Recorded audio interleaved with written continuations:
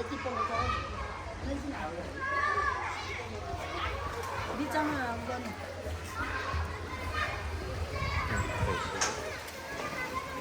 बच्चाहरू खेलिरहेको छ। आज कहाँ गयो हामी? मछेन्द्र नारायण घुम्न जाने। माछालाई यो दिने यहाँ भित्र छ। अब हेरौँ घुमाउनु न। अब मछेनारायण घुम्न जानु लाग्यो। अब हामी यहाँ मन्दिरभित्र माछालाई यो खुवाउने धुपबत्ती गर्ने। हेरौँ के हुन्छ। ल राम्रो हुन्छ ल जानुहोस्। राम्रो दर्शन गरेर आउनु।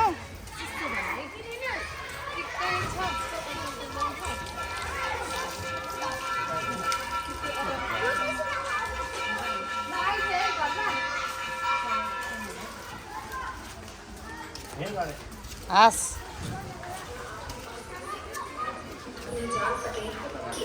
पहिला दर्शन गर्नु न त्यहाँ अनि खुवाउनु सिधा।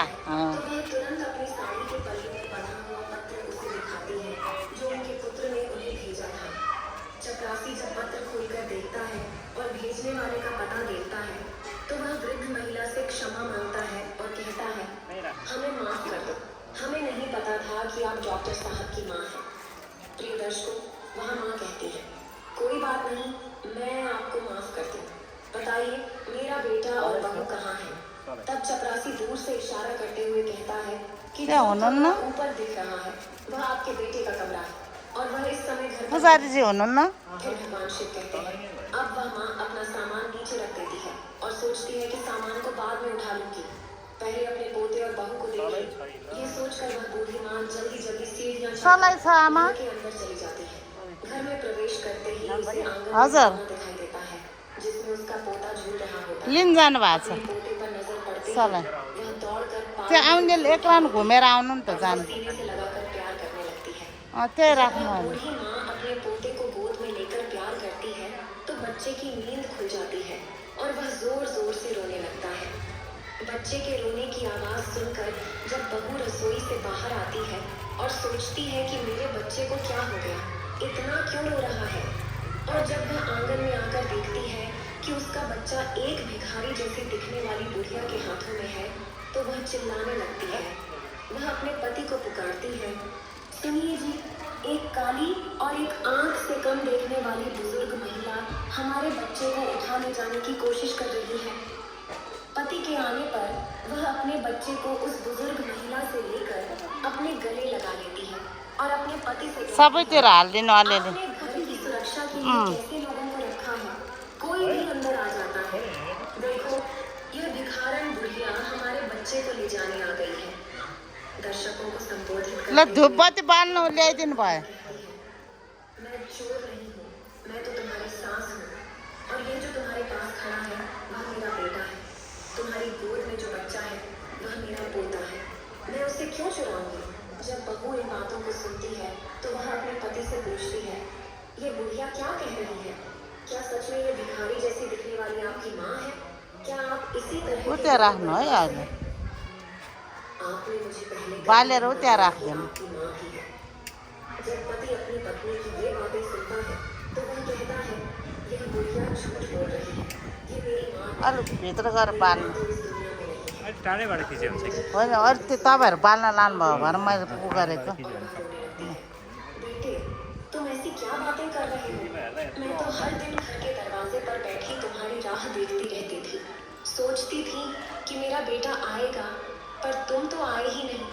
जब तुम नहीं आए तो मैं खुद ही तुमसे और तुम्हारी पत्नी से मिलने आ गई। मुझे अपने पोते को देखने की बहुत इच्छा थी, इसलिए मैं यहाँ आई हूँ और तुम कह रहे हो कि मेरी कोई माँ नहीं है। जब तुम्हारी पत्नी तुमसे पूछती है कि ये बुजुर्ग महिला क्या कह रही है तो तुम कहते हो कि उनकी बातों में मत आना। मैं कसम खाकर कहता हूँ कि ये बुजुर्ग महिला मेरी माँ नहीं है। जब तुम्हारी माँ ये सुनती है तो उनकी आंखों में आंसू आ जाते हैं। वे सोचने लगती हैं कि जिस बेटे को उन्होंने मेहनत मजदूरी करके पढ़ाया लिखाया, डॉक्टर बनाया, वही बेटा धन और पद के नशे में उन्हें पहचान आमालाई दिनु न।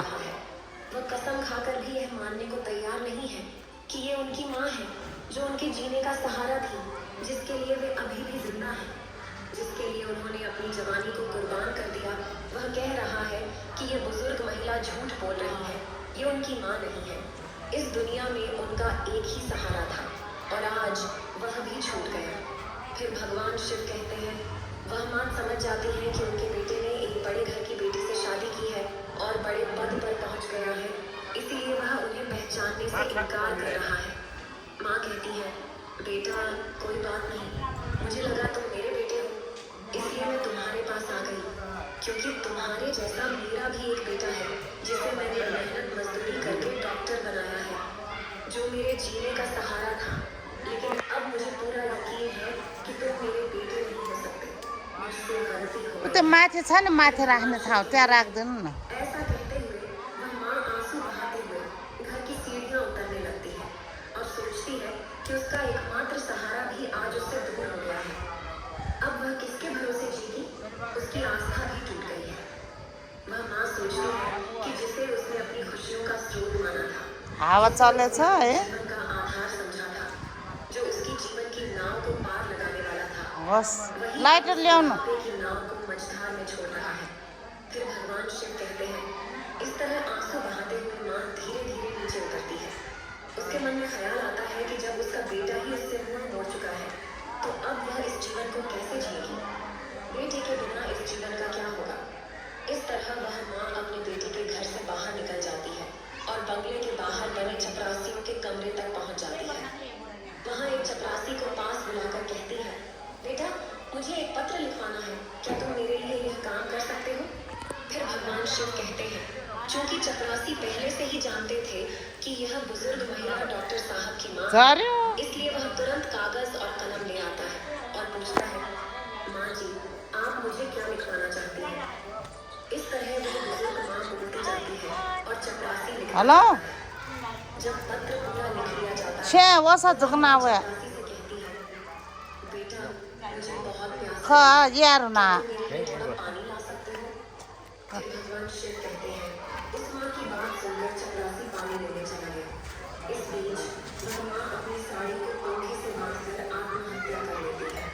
जब चपरासी पानी लेकर वापस आता है, तो कमरे का दृश्य देखकर स्तब्ध रह जाता है। उसे देखकर वह महिला फांसी के फंदे पर बैठी होती है। सबैतिर हालिदिनु हो त्यता पनि। खबर सुनकर डॉक्टर साहब और उनकी पत्नी उस कमरे की ओर दौड़ते हैं। जब उसका बेटा अपनी माँ को उस हालत में देखता है, तो उसके पैरों तले जमीन खिसक जाती है यता उता पनि छ, अहिले घुमेर आउनु। और जमीन पर बैठ जाता है। वह सोचता है कि उसे नहीं पता था कि उसकी बातें उसकी माँ को इतनी चुभेंगी। वह अपनी पत्नी को दिखावा करने के लिए अपनी माँ को पहचानने से मना कर रहा था और यहाँ तक कह दिया कि उसकी कोई माँ नहीं है, क्योंकि उसे डर था कि उसकी सच्चाई जानकर उसकी पत्नी उसे छोड़ देगी। इस कारण मैंने कह दिया कि मुझे माँ नहीं है, पर तुमने मेरे झूठ को हकीकत में बदल दिया। काश। फिर भगवान शिव कहते हैं, तुमने एक बार बेटे की विवशता पर विचार किया होता। तब डॉक्टर साहब की पत्नी की नजरें उस माँ पर पड़ी जो फांसी पर लटक रही थी और उसके हाथ यता आउनु अनि यताबाट आउनु, यता आउनु, बेटे की पत्नी यहाँ आउनु नजिकबाट। वह कागज लिया और पढ़ने लगी तो उसकी आंखें नम हो गई। उस पत्र में यता आउनु नि यहाँ। मेरा आशीर्वाद है कि तुम बहुत तरक्की करो। मेरी दुआएं हमेशा तुम्हारे साथ हैं। मैं तुम्हें कुछ राज बताना चाहती हूँ बेटा।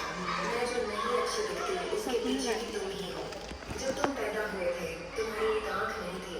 मैंने अपनी आंख देकर तुम्हें खूबसूरत बनाया और खुद कुरूप हो गई। और तुम इसी कुरूपता से घृणा करते हो क्योंकि मैं एक आंख वाली हूँ और मेरा रंग जो काला है वह भी बिना वजह नहीं है। बेटा कस्तो मजाले खानु पर तुम त्यही भएर मैले मसेर ल्याउनु। पिठो पनि खान्छ क्या। ए कस्तो मजाले खानु सोचा कि कितनी खिचिरहँदा टप टप यो माछा लानु हुँदैन नि, हो खानु हुँदैन। सक्यो भयो त पहिले माछा लेकिन मुझे इसका कोई अफसोस नहीं क्योंकि तुम सुंदर हो और इसी में मेरी खुशी है। 9 मिनट मात्र मैं तुमसे मिलने की इच्छुक थी अपने लामो हुनुपर्ने। होइन ठिक छ और अपनी बहू से मिलने की आशा रखती थी।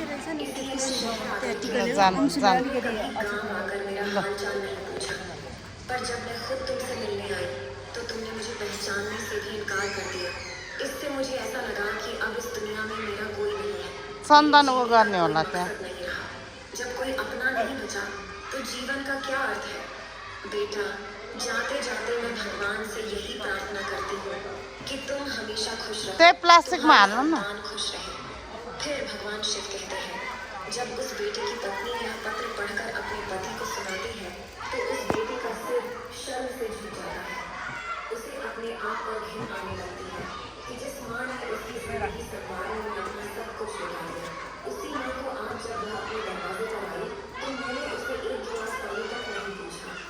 इस तरह दोनों पति पत्नी अपनी गलती का एहसास करते हुए उस मरी हुई माँ से माफी मांगते हैं।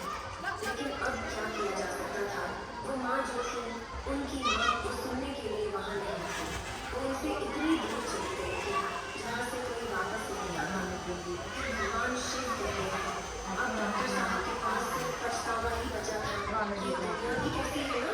कुछ लोगों के जीवन में माँ नहीं होती, वे अपनी पूरी जिंदगी माँ के लिए तरसते हैं, और जिनके पास माँ होती है वे उसकी कद्र नहीं करते।